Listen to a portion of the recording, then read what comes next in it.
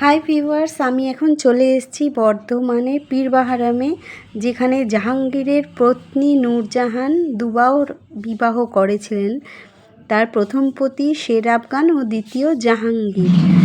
মুঘল সম্রাট আকবর পীরবাহারামকে খুব মানতেন। তিনি এইখানে দেহত্যাগ করেছিলেন। তার এক সমাধি এখানে আছে এবং এখানে শের আফগান ও তার পালিত ভ্রাতা কুতুবউদ্দিনের মরদেহও এখানে সমাধিস্থ করা আছে, দেখতে পাচ্ছেন। আসলে বর্ধমানও একটা খুব বিখ্যাত হিস্টোরিক্যাল প্লেস, যেটা যত্নের অভাবে দিন দিন ক্ষত বিক্ষত ও নষ্ট হয়ে যাচ্ছে।